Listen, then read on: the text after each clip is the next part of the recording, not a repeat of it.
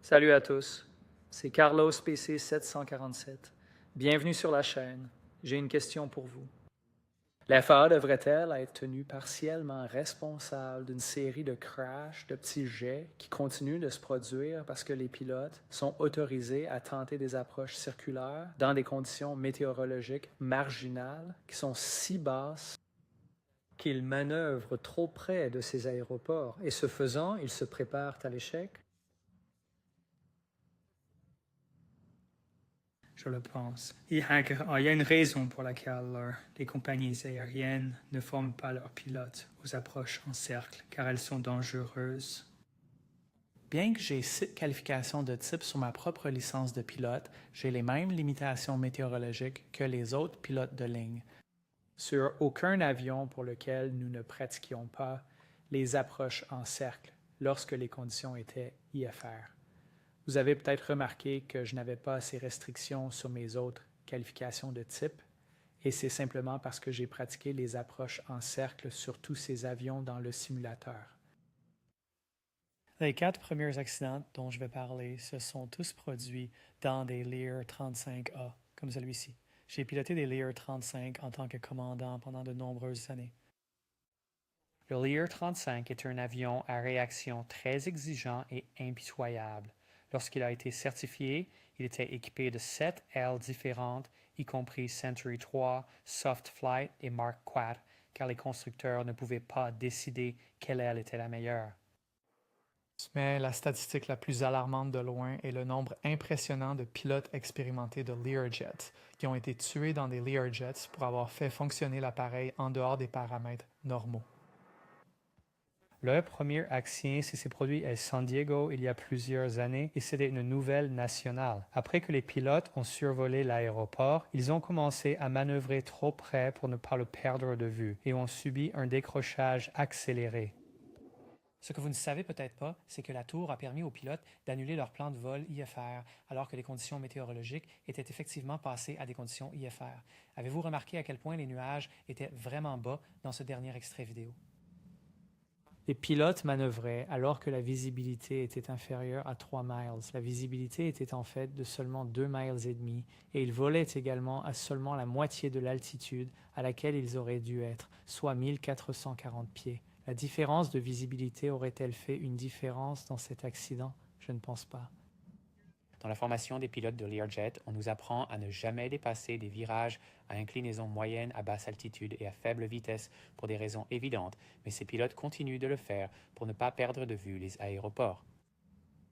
Ce deuxième accident impliquait également un Lear 35A à Turkey. Les conditions météorologiques étaient à nouveau marginales, avec des nuages bas et une faible visibilité, et par conséquent, les pilotes ont manœuvré trop près de l'aéroport.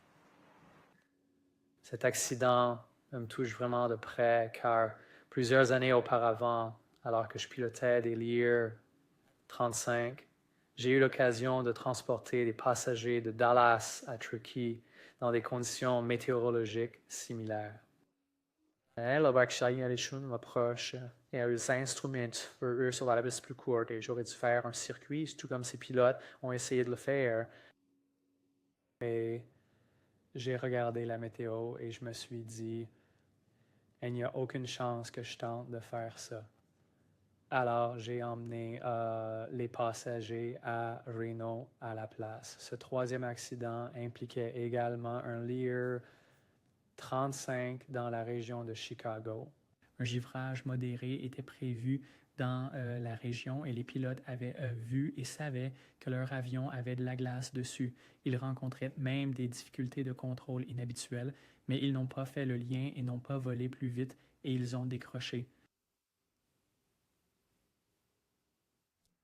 Le quatrième accident s'est également produit dans un Lear 35A. Et bien que le temps marginal n'ait pas été un facteur, l'importance de réaliser ces manœuvres comme vous avez été formé est cruciale. Je n'ai même pas commencé à énumérer toutes les choses et crises qui ont mal tourné avec ce vol.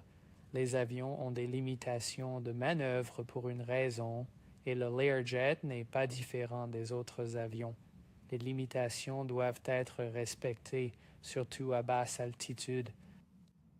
devient schlechtestens pour respect et limitation de manœuvre quand vous auriez prêché à l'école de pilotage, alors vous devrez y en payer les conséquences. C'est exactement ce qui s'est passé ici. Le cinquième et dernier accident dont je vais parler s'est produit dans un Challenger 615 à Turkey, en Californie. Il y a seulement quelques années, c'est devenu une nouvelle nationale. Il y avait des feux de forêt dans la région et par conséquent, la visibilité était au mieux marginale. Et par conséquent, je veux dire, il y a eu beaucoup d'erreurs commises lors de ce vol et vous pouvez lire le rapport d'accident si vous le souhaitez. Mais vous avez déjà entendu tout cela. En raison de la visibilité réduite, les pilotes ont manœuvré l'avion trop près de l'aéroport, se préparant ainsi à l'échec. Turkey est un aéroport en haute altitude entouré de montagnes, et lorsque les conditions météorologiques ne sont pas optimales, on ne peut l'approcher que par le nord ou par l'ouest. Bien que les pilotes aient déjà préparé l'approche pour la piste beaucoup plus longue, les avions arrivaient sur la piste beaucoup plus courte et ils ont suivi le mouvement, à mon avis, parce qu'ils ne voulaient pas accepter de retard. Les trajectoires de vol réelles et optimales de l'avion sont montrées. Mais le plus tragique de tout, c'est que contrairement aux autres accidents, ces pilotes avaient le choix d'arriver d'une direction complètement différente.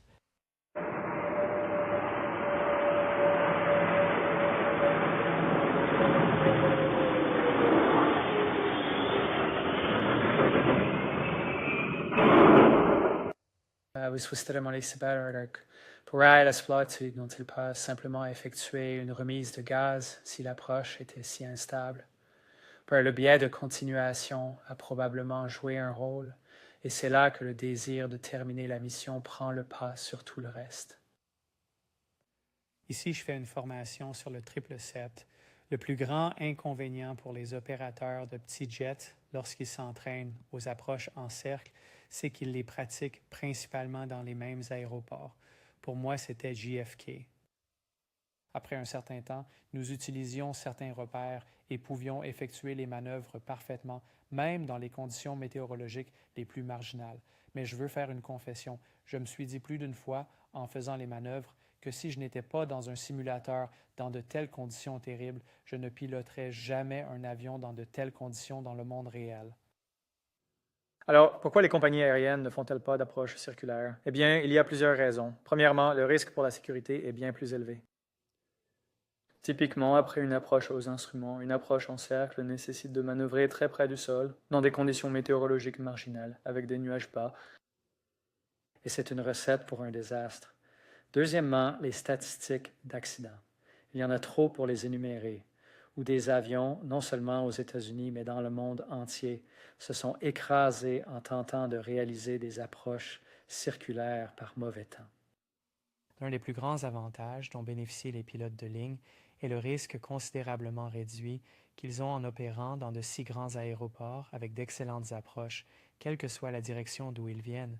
Cependant, les opérateurs de petits jets opérant à des vitesses de ligne dans de plus petits aéroports n'ont pas ces avantages.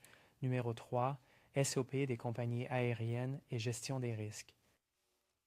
De nombreuses compagnies aériennes interdisent désormais les approches en cercle, sauf si elles sont absolument nécessaires, comme en cas d'urgence ou si c'est un aéroport à usage spécial.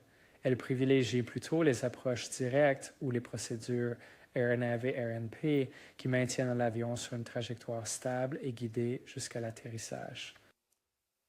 Numéro 4. Les minimums météorologiques sont plus élevés pour les approches en cercle. Et cela signifie qu'elles ne peuvent de toute façon pas être utilisées dans la plupart des situations de faible visibilité. Et enfin, numéro 5, l'accent de la formation sur simulateur a simplement changé. Les pilotes sont encore formés aux approches circulaires dans le simulateur uniquement pour des raisons réglementaires. Mais la fréquence dans le monde réel est extrêmement faible. Et je vous le dis, pour moi en particulier, sur le 74 et le 777, nous ne faisons jamais d'approche circulaire. Ce n'est tout simplement pas nécessaire dans des conditions visuelles, encore moins quand le temps n'est pas très bon. Que pensez-vous ce qu'on pourrait faire pour éviter que cela ne se reproduise? Certaines personnes pensent que la solution serait d'augmenter les vitesses des avions, disons de 10 nœuds. Cela aiderait certainement à un égard. Cela augmenterait la vitesse au-dessus du décrochage, mais cela créerait également un problème distinct. S'ils manœuvrent déjà dans des conditions météorologiques aussi marginales, cela va rendre encore plus difficile pour eux de maintenir le contact avec l'environnement de l'aéroport. De plus, s'ils vont plus vite, cela va rendre plus difficile pour eux de maintenir la même distance autour de l'aéroport. Alors, quelle est sa solution? Je pense que la FAA doit réellement augmenter de manière substantielle les critères de visibilité minimum pour empêcher cela, une fois pour toutes, de se reproduire. Faites-moi savoir ce que vous en pensez dans la section des commentaires et merci beaucoup d'avoir regardé.